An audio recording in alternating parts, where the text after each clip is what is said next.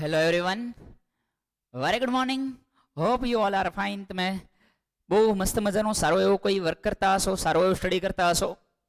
સો વેલ, last time આપણે જટિલ સ્થાયી પેશી કમ્પ્લીટ કરી અને ઇન શોર્ટ પ્રાણી પેશીઓ છે એ સંપૂર્ણપણે કમ્પ્લીટ કરી લીધેલી છે. તો હવે આપણે પ્રાણી પેશીને મેમરી ચાર્ટ દ્વારા સમજીએ કે અત્યાર સુધી આપણે શું કર્યું એને એકવાર ફાસ્ટ ફોરવર્ડ કરી લઈએ અને ત્યારબાદ મિત્રો આપણે પ્રાણી પેશીની અંદર જઈએ. પહેલા વનસ્પતિ પેશીને ફાસ્ટ ફોરવર્ડ કરીએ. તો વનસ્પતિ પેશીની અંદર આપણે સૌપ્રથમ બે પ્રકારની પેશી ભણ્યા. સૌથી પહેલા તો વનસ્પતિ પેશી, તેના કેટલા પ્રકાર જોયા આપણે ડિયર ફ્રેન્ડ્સ? બે પ્રકાર જોયા વનસ્પતિ પેશી. તો બે પ્રકાર કયા કયા હતા? તો કે એક હતો એ વર્ધનશીલ પેશી અને બીજો પ્રકાર હતો એ અવર્ધનશીલ પેશી. કયા કયા બે પ્રકાર મારા મિત્રો? એક જેનું નામ છે વર્ધનશીલ અને બીજું કે જેનું નામ છે અવર્ધનશીલ, જેના ભાગ છે એ વધી શકતા નથી હોતા. તો અહીંયા આગળ લખીએ વર્ધનશીલ પેશી અને સામે લખીએ અવર્ધનશીલ પેશી.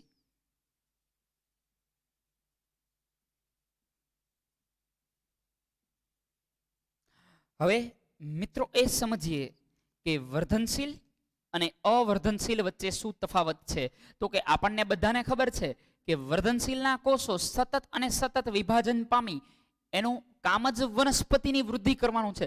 પાછળના કોષ જે કરવું હોય કરે, એનું કામ પોષણ ખેંચીને આગળ કોષ વધારવાનું છે.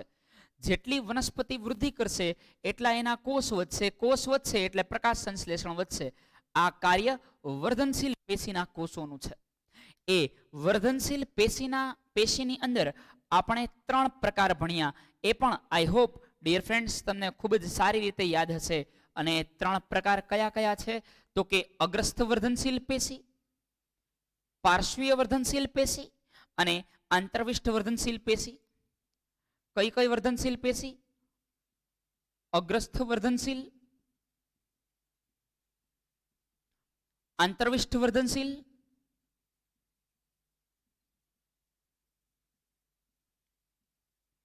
અને મિત્રો પાર્શ્વીય વર્ધનશીલ.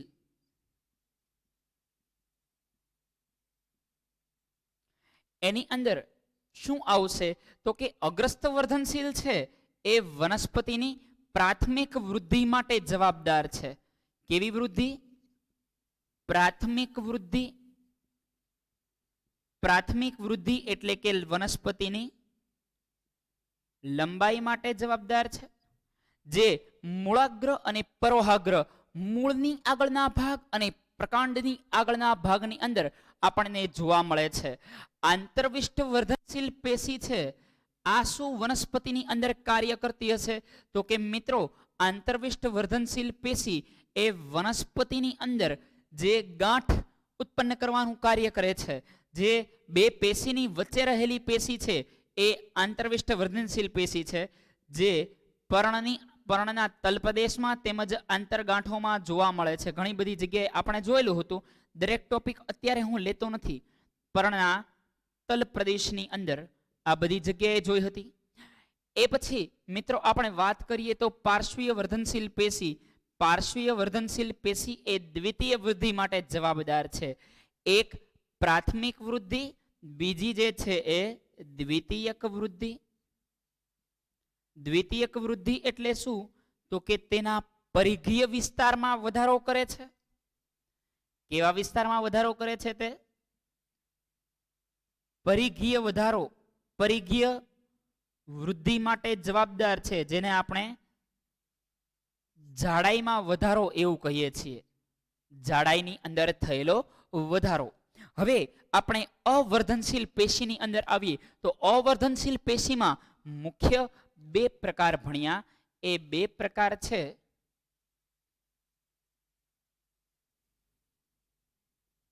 સરળ સ્થાયી પેશી અને જટિલ સ્થાયી પેશી. કયા બે પ્રકાર? સરળ સ્થાયી પેશી અને જટિલ સ્થાયી પેશી,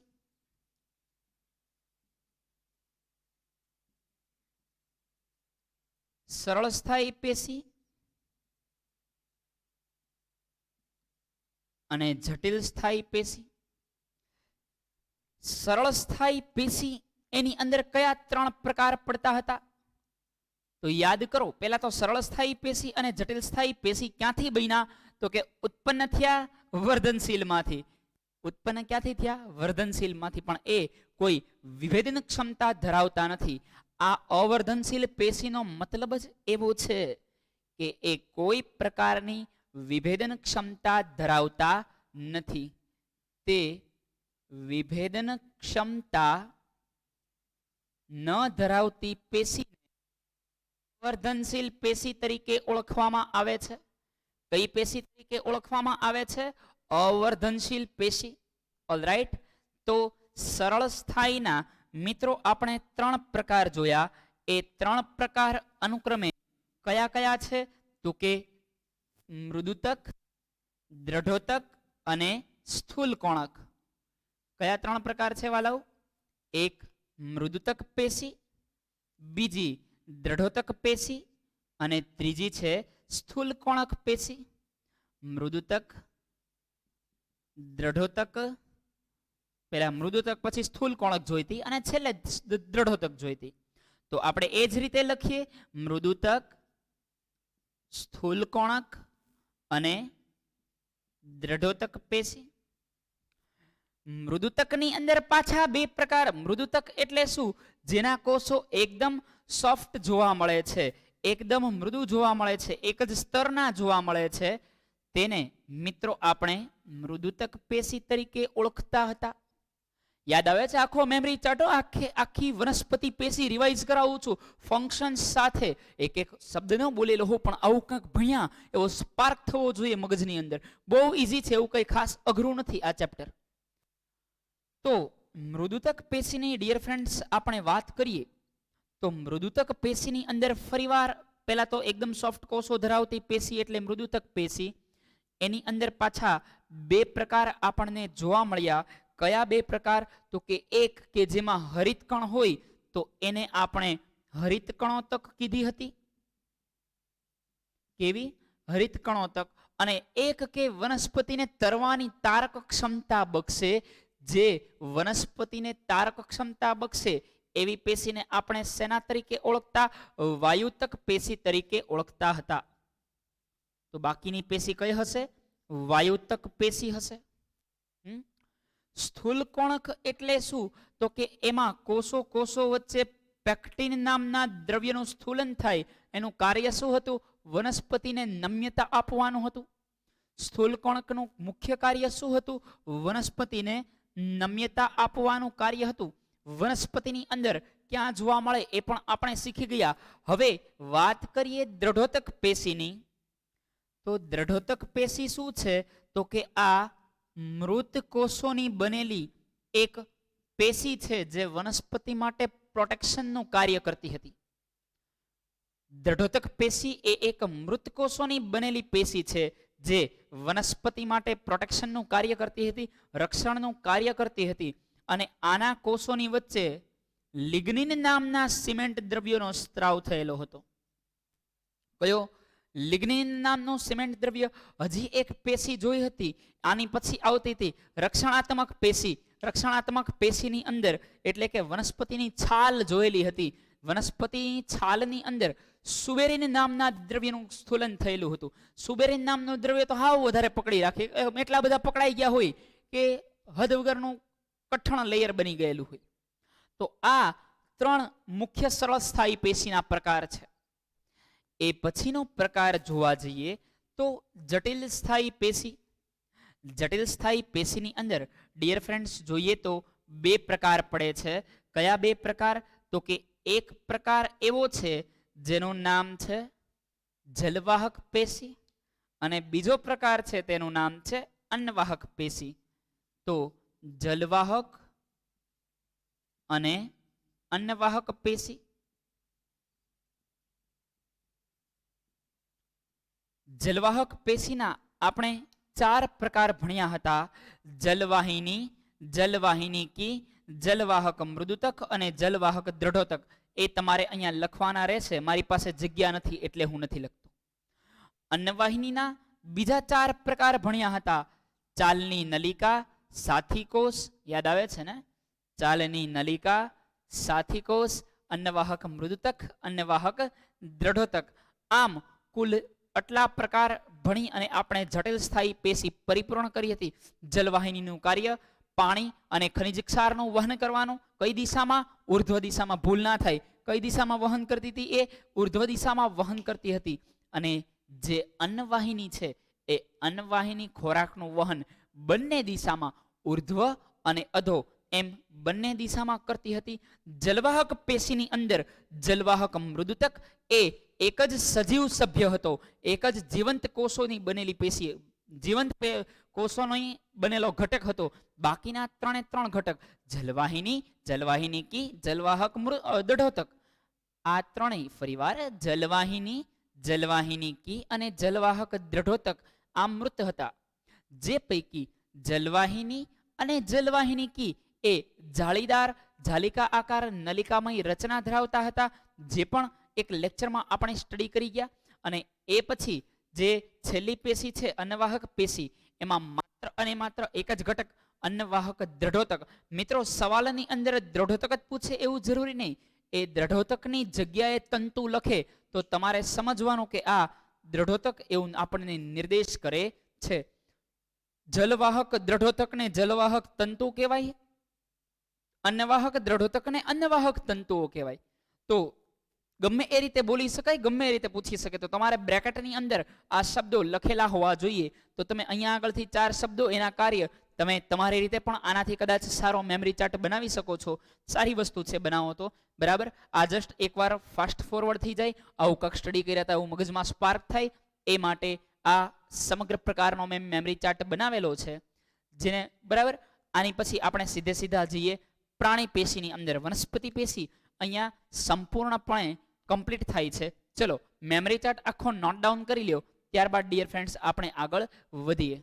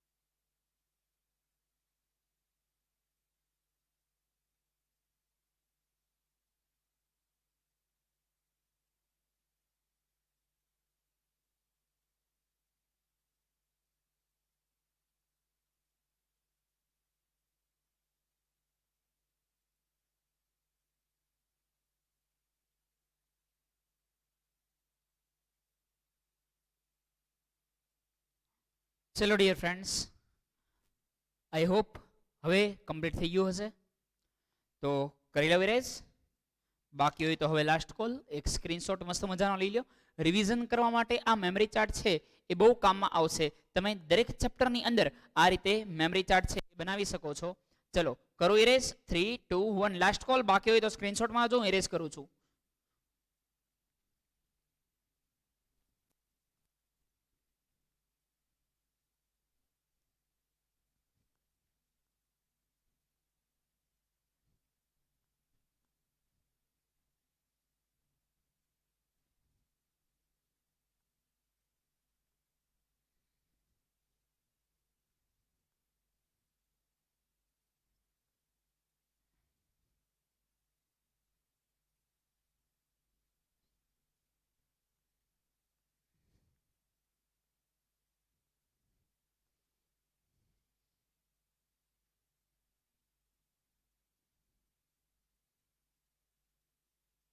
ચલો મિત્રો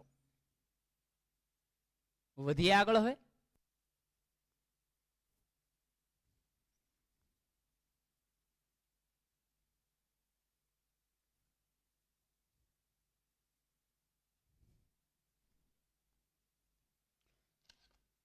તો હવે પછી આપણે એ સમજીએ કે ભાઈ પ્રાણી પેશી શું છે. શરૂઆતમાં બંને તફાવત જોયેલા હતા કે વનસ્પતિ પેશી કરતા પ્રાણી પેશીને ઉર્જાની જરૂર ઘણી બધી વધારે હોય છે, કારણ કે પ્રાણીઓ પ્રચલન કરે છે, હલનચલન. અમુક બહુ એક જ નાના એવા સમુદાય એવો છે કે જે પ્રાણી હોવા છતાં પણ એ પ્રચલન કરી શકતો નથી, જે આપણે ચેપ્ટર નંબર 7 ની અંદર એટલે કે સજીવોમાં વિવિધતાની અંદર એ બાબતે વાત કરીશું. અત્યારે હાલ આગળ વધીએ તો વાત એવી છે કે કોઈ પણ પ્રાણી છે પ્રચલન કરે છે, પ્રચલન માટે એને ઉર્જાની જરૂર પડે છે. સમજો છો? કોઈ પ્રાણી છે, એ પ્રાણી પ્રચલન નહીં, એની કોઈ પણ દેહધાર્મિક ક્રિયા માટે, કેવી ક્રિયા? કોઈ પણ દેહધાર્મિક એના શરીરની ક્રિયા માટે તેને ઉર્જાની જરૂર પડે છે. એ પ્રાણીને શેની જરૂર પડે છે? ઉર્જાની જરૂર પડે છે. હવે એ ઉર્જા ક્યાંથી લાવશે? તો કે એ પ્રાણીના શરીરની અંદર ગ્લુકોઝ છે. હવે આ ઉર્જા મેળવવા માટે એ છાતીના દબાણ દ્વારા ઓક્સિજન ગ્રહણ કરશે. છાતીના દબાણ દ્વારા કયો વાયુ ગ્રહણ કરે છે? એ ઓક્સિજન ગ્રહણ કરે છે.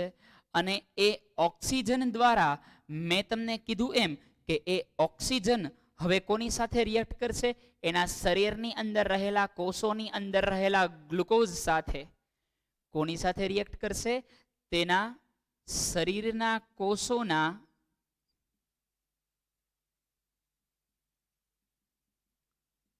ગ્લુકોઝ સાથે પ્રક્રિયા કરે છે. ગ્લુકોઝ સાથે પ્રક્રિયા કરી શું કરશે? તો કે હવે તે એટીપીના સ્વરૂપની અંદર ઉર્જા મુક્ત કરે છે. કયા સ્વરૂપમાં ડિયર ફ્રેન્ડ્સ? પ્રક્રિયા કરે છે અને એટીપીના સ્વરૂપમાં ઉર્જા મુક્ત કરે છે. આ કોણ? તો કે બધા પ્રાણી કોષો. પ્રાણી કોષો ભેગા મળીને કોણ બનશે? તો કે પ્રાણી પેશી બનશે. તો કે એ એટીપીના સ્વરૂપમાં ઉર્જા મુક્ત કરે છે અને આ ઉર્જાનો ઉપયોગ એ સજીવ પોતાના શરીરની દેહધાર્મિક ક્રિયાઓ કરવા માટે ઉપયોગ કરે છે.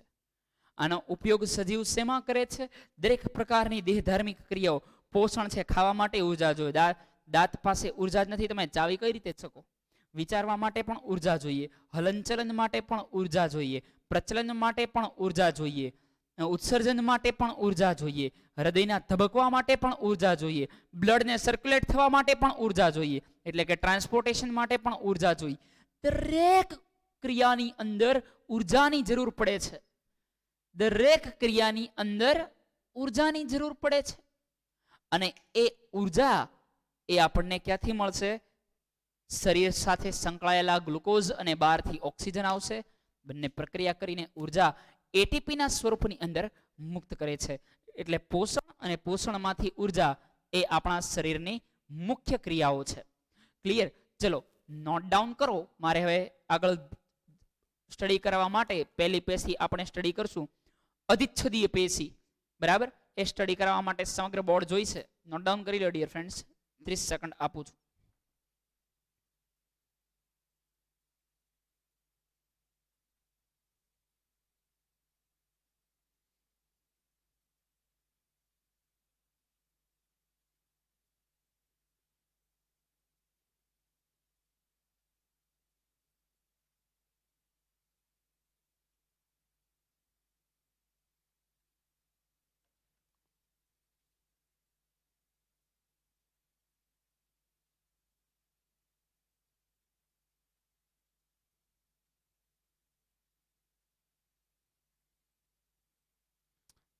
ચલો મિત્રો, આઈ હોપ કમ્પ્લીટ કરી દીધું હશે, ખાસ વાર લાગી નહીં હોય તો આપણે ઇરેઝ કરીએ અને હવે સમજીએ સૌ પ્રથમ પહેલી પ્રાણી પેશી જેનું નામ છે અધિચ્છદીય પેશી.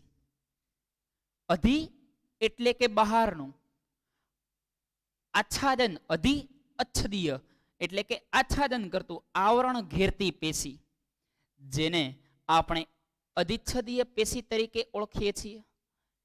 એટલે તમને ખાલી એક જ વિચાર આવે, સર અધિ એટલે બહારનું, તો બહારની પેશી એટલે ચામડી, તો ચામડી સિવાય એકેય પેશીનો સમાવેશ જ ના થાય, કારણ કે આપણે બહારથી જોઈએ છીએ. એટલે માની લ્યો, સમજો સમજો સમજો, અધિચ્છદીય પેશીને નિરાતે સમજીએ.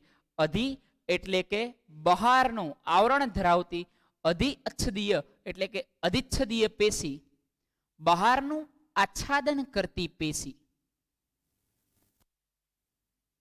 જેને આપણે અધિચ્છદીય પેશી તરીકે ઓળખીએ છીએ. અધિ એટલે કે બહારનું આવરણ ધરાવતી પેશીને અધિચ્છદીય પેશી તરીકે ઓળખવામાં આવે છે. ચલો ત્યાંથી આગળ જઈએ. આપણને એવું લાગે છે કે ખાલી આ જ બહારની પેશીનો સમાવેશ થતો હશે, તો ત્વચા છે, આપણી ચામડી છે. પરંતુ માની લ્યો કે શરીરની અંદરના ભાગમાં પણ બહારનું આવરણ તો હોય જ ને. દાખલા તરીકે આપણી અન્નનળી જાય છે, તો અન્નનળીની પણ બહારનું લેયર હોય, એ પણ અધિચ્છદીય પેશી છે.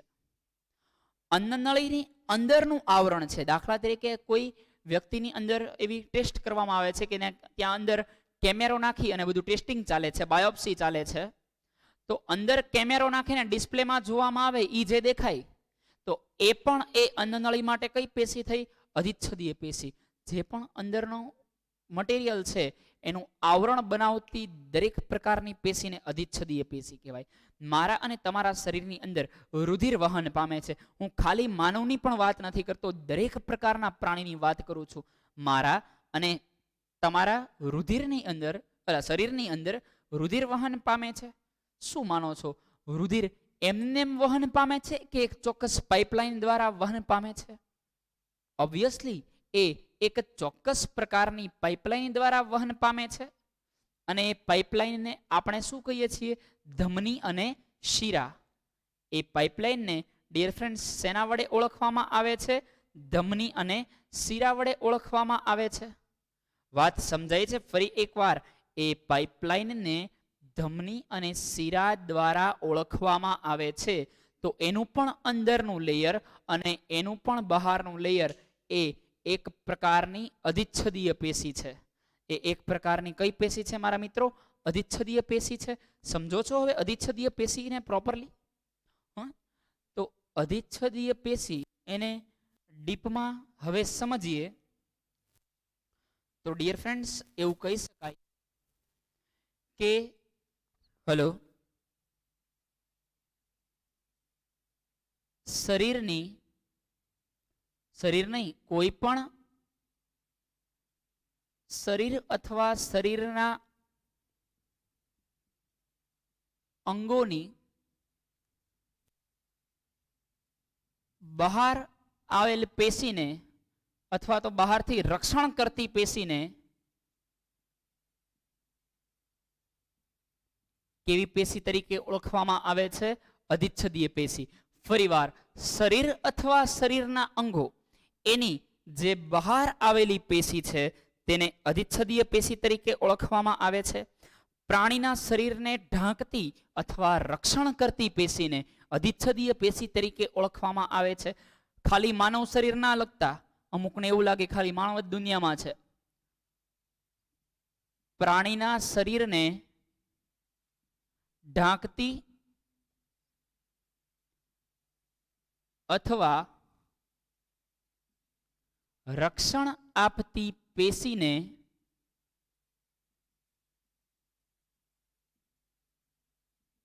અધિચ્છદીય પેશી તરીકે ઓળખવામાં આવે છે. બીજી વ્યાખ્યા બહુ પ્રોપર છે એટલે એને આપણે સ્ટાન્ડર્ડ ડેફિનેશન તરીકે લઈશું. All right my dear friends, clear છે જે બોલું છું? ચલો ફાઇન. હવે અધિચ્છદીય પેશી છે એ શા માટે છે, શું કાર્ય છે શરીરની અંદર? આપણે એક તો જોયું કે ચલો ભાઈ રક્ષણ આપે છે, ખાલી રક્ષણ આપશે. સેકન્ડ થિંગ, એના લક્ષણો કયા હશે? એ અધિચ્છદીય પેશીના ગુણધર્મો કયા હશે? કઈ રીતના ફંક્શન હશે? કઈ રીતે એ કાર્ય કરતી હશે? લેટ્સ સી, ચલો જોઈએ. તો હવે પછી સમજીએ લક્ષણો, અથવા તો એવું કહી શકાય તેના ગુણધર્મો. લક્ષણની બદલે આપણે શું લખશું? લાક્ષણિકતાઓ. લક્ષણના બદલે શું લખી શકાય ડિયર ફ્રેન્ડ્સ?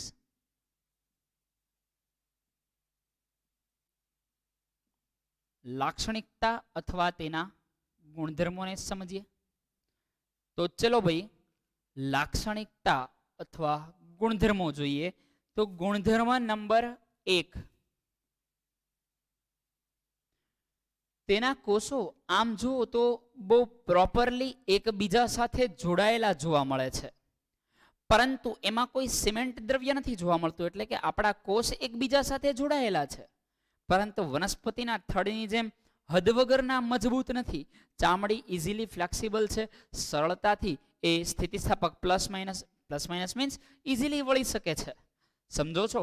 વળી શકે છે એનો મતલબ કોષ જોડાયેલા તો છે, પરંતુ એ સિમેન્ટ દ્રવ્યની જેમ કેમ દૃઢોતક પેશી છે, જેમ વનસ્પતિની અંદર જોવા જઈએ તો કેમ પેલું થડ જોડાયેલું છે, એ થડની જેમ આ પેશીઓ જોડાયેલી જોવા મળતી નથી હોતી. ચલો તો આગળ જોઈએ. તો પહેલો મુદ્દો એવો લખશું કે એકબીજા સાથે ચુસ્ત રીતે જોડાયેલા હોય છે.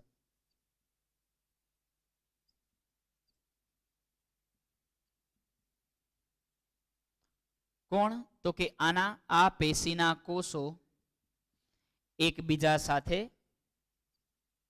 ચુસ્ત રીતે જોડાયેલા હોય છે. ચુસ્ત રીતે જોડાયેલા જોવા મળે છે. સેકન્ડ નંબર પર જઈએ એટલે કે લાક્ષણિકતા નંબર આપણે 2 જોઈએ.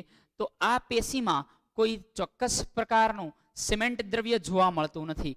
એ પહેલા ખબર પ્રોબ્લેમ એવો ન થાય કે ઓલું ધમનીની ઉપરની પેશી અને આપણી ત્વચાની પેશી બે ભેગી થઈ જાય.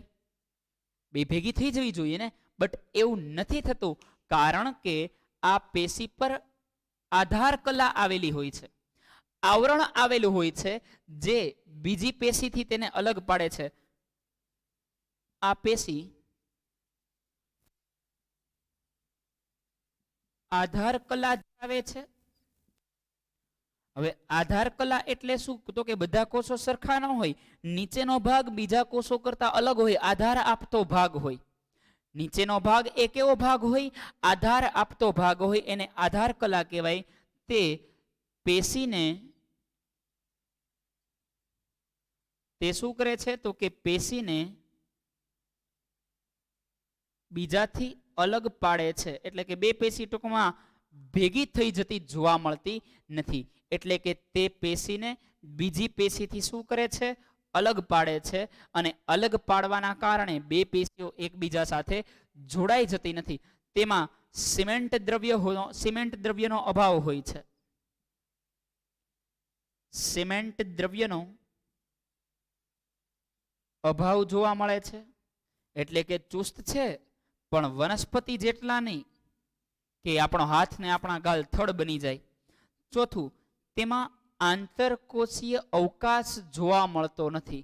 કોષો એટલા વ્યવસ્થિત રીતે જોડાયેલા છે કે કોષો વચ્ચે કોઈ આંતરકોષીય અવકાશ નથી.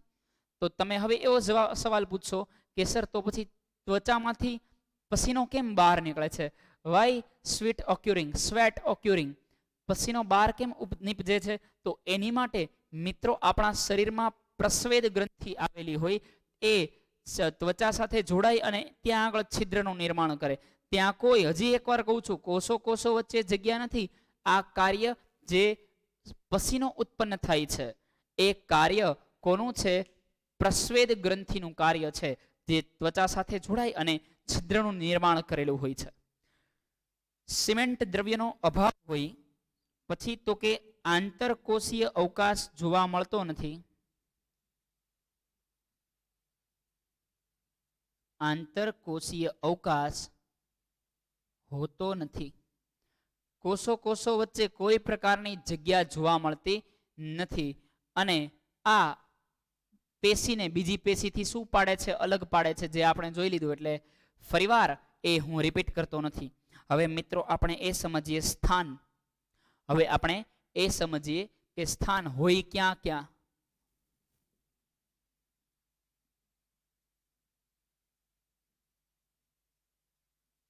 કે ભાઈ આ પેશી છે એક તો સૌથી પહેલા ત્વચાના અધિચર્મ.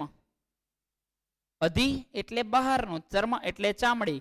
તો સૌથી પહેલા એ ત્વચાના અધિચર્મમાં, પછી ધીરે ધીરે અંદર જતા જાઓ. પહેલા ચામડી, ચામડીમાંથી અંદર મોંના અસ્તરમાં. મોઢાની અંદર જે પણ આજુબાજુ જોવા મળે છે એ અધિચ્છદીય પેશી છે. મોઢું ખોલો અને જેટલું જેટલું બહારનું લેયર જોવા મળે છે એ અધિચ્છદીય પેશી છે. તો એવું કહી શકાય મોંના, ડાચાના ના લખતા, મોંના જ લખજો. મોંના ભેગું નહીં, મોં એટલે મોઢું. મોંના મોંના ના લખતા. મોંના અસ્તરમાં, અન્નનળીના અસ્તરમાં.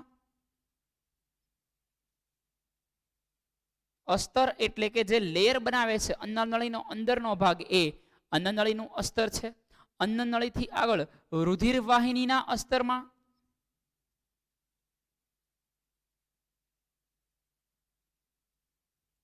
અથવા તો રુધિર વાહિનીમાં જોવા મળે.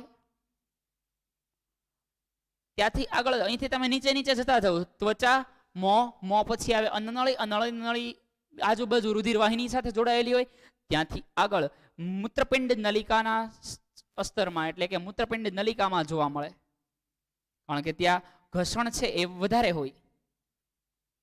મૂત્રપિંડ નલિકામાં, અહીંયા લખી નાખીએ રુધિર વાહિનીમાં.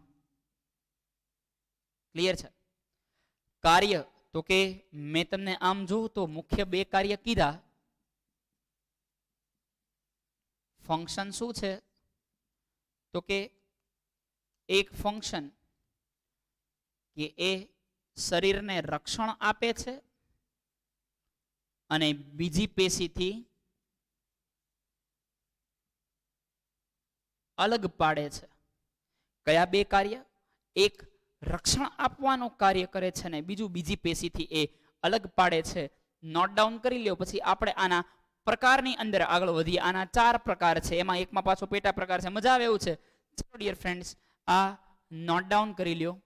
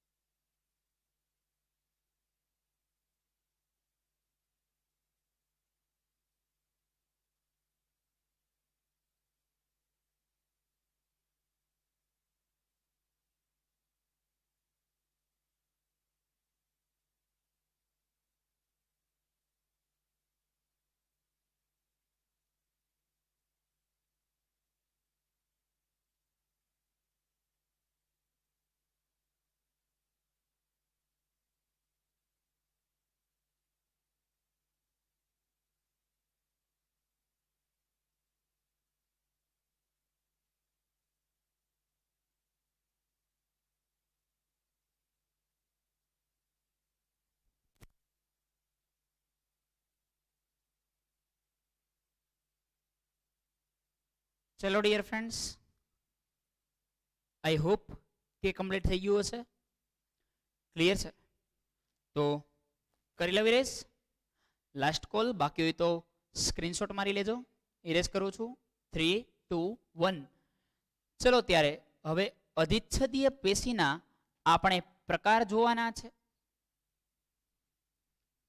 કે કેટલી પ્રકારની આપણને અધિચ્છદીય પેશીઓ જોવા મળે છે.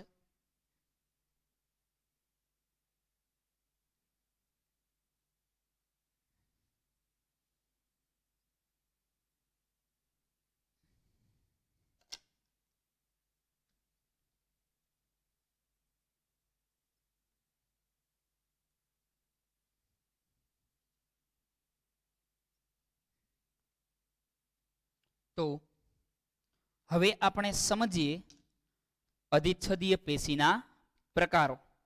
તો મુખ્ય મિત્રો આપણને 4 પ્રકારની અધિચ્છદીય પેશી જોવા મળે છે. કેટલી પ્રકારની? મુખ્ય 4 પ્રકારની. તો હવે એ સમજીએ કે એ કયા 4 પ્રકાર છે. ઓલરાઈટ, તો સૌથી પહેલા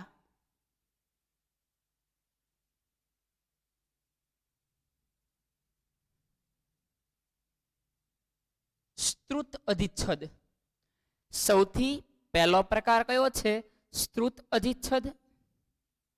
પછી છે સ્તંભીય અધિચ્છદ, એ પછી પક્ષમલ અધિચ્છદ અને ઘનાકાર અધિચ્છદ. દરેક ચોક્કસ ફંક્શન સાથે આપણા બોડીમાં કાર્ય કરે છે. વારંવાર વાંચવું પડશે. આ 11-12 સાયન્સમાં ફરીવાર રિપીટ થશે. અત્યારે નહીં તો ત્યાં આગળ ફરીવાર આવશે.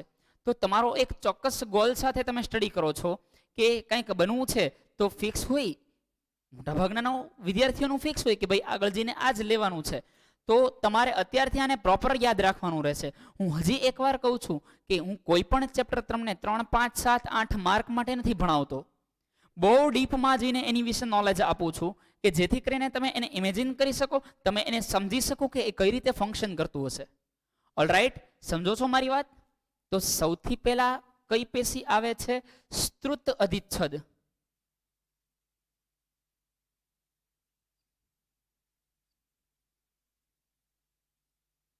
સ્ત્રુત અધિચ્છદ પછી આવશે સ્તંભાકાર અધિચ્છદ. સ્તંભ જેવી દેખાય, સ્તંભાકાર અધિચ્છદ.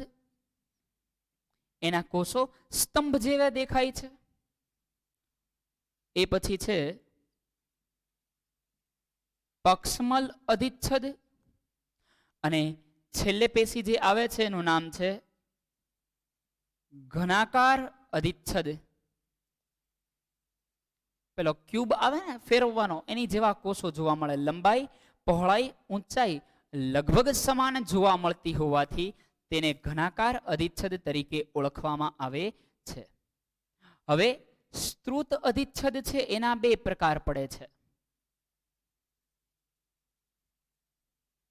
આ કન્ટિન્યુઅસલી રિવાઇઝ કરજો. હું બહુ પ્રોપર સ્પીડથી જાઉં છું. જો આને પ્રોપર તમે રિવાઇઝ નહીં કરો તો ડોંઢે ચડશો. નામ નવા લાગશે. એકચ્યુઅલી અઘરું નથી. નામ પહેલી વાર આવ્યા એટલે અઘરું લાગે છે. સમજો, ખરેખર અઘરું નથી. ફંક્શન તો સહેલા જ આપણા બોડીમાં છે, વનસ્પતિના બોડીમાં છે. જે કામ કરે છે એ સમજવાનું છે. આમાં ક્યાં કઈ નવું લોજિક છે? આમાં કોઈ નવું લોજિક નથી. જે શરીરમાં ફંક્શન કરે છે, વર્ક કરે છે, એ આપણે સમજીએ છીએ. પણ નામ તમે પહેલી વાર સાંભળો છો. અમુક સંસ્કૃત નામ છે અધિચ્છદ, તો એ સંસ્કૃત નામ છે. અધો દિશા, ઉર્ધ્વ દિશા સંસ્કૃત નામ છે. તો એ આપણે સ્ટડી કરવાના રહેશે. બરાબર? તો એક પ્રોપર રસ સાથે, ઇન્ટરેસ્ટ સાથે આપણે રીડિંગ કરશું તો વાંચવાની મજા આવશે, યાદ રાખવામાં સરળતા રહેશે. અને હજી એકવાર કહું છું, ઇમેજિનેશન સાથે સ્ટડી કરો કે ભાઈ આ અંદર કંઈક આવું થતું હશે, આ રીતે જતું હશે, વહન આ રીતે પામતું હશે. પોસિબલ હોય ને હું ડાયાગ્રામ, ચાર્ટ બનાવું છું, નાના મોટા એનિમેશન બનાવું છું, જેથી કરીને તમે એની સાથે બહુ સારી રીતે રિલેટ કરી શકો. સમજો છો મારી વાતને? તો ચલો મિત્રો, હવે ત્યાંથી આગળ જઈએ. સ્ત્રુત અધિચ્છદના 2 પ્રકારો જોઈએ અને આ 2 પ્રકારો જોઈ અને બાકીની ડિટેલ છે એ આપણે નેક્સ્ટ લેક્ચરમાં સમજવાની છે. હવે સ્ત્રુત અધિચ્છદ એક આપણી ચામડી ઉપર જોવા મળે છે અને બીજું આપણા શરીરની અંદર જોવા મળે છે. જે ચામડી ઉપર જોવા મળે છે એ આપણા શરીરની અંદરની સ્ત્રુતની લાદીસમ અધિચ્છદ છે. સરળ ને સ્ત્રુત આવશે. અહીંયા આગળ કઈ અધિચ્છદ આવશે? લાદીસમ અધિચ્છદ. એનો પ્રકાર છે સ્ત્રુત. ફરીવાર, લાદી જેવા કોષો દેખાય એટલે લાદીસમ. My mistake my dear friends. Repeat કરું છું. કયો અધિચ્છદ? એક લાદીસમ અધિચ્છદના 2 પ્રકાર છે. કયા કયા? તો કે એક સરળ લાદીસમ અને બીજો છે સ્ત્રુત લાદીસમ. ચામડીમાં જોવા મળે એ સ્ત્રુત લાદીસમ હોય અને શરીરના અંદરના ભાગ ચામડી કરતા એકદમ સોફ્ટ જોવા મળતા હોય તો એની અંદર સરળ લાદીસમ જોવા મળે. એની ડ્રોઈંગ, એની એનું સ્ટ્રક્ચર કઈ રીતનું હોય એ આપણે નેક્સ્ટ લેક્ચરની અંદર પ્રોપરલી સમજીશું. કયા કયા છે? સરળ લાદીસમ અને સ્ત્રુત લાદીસમ.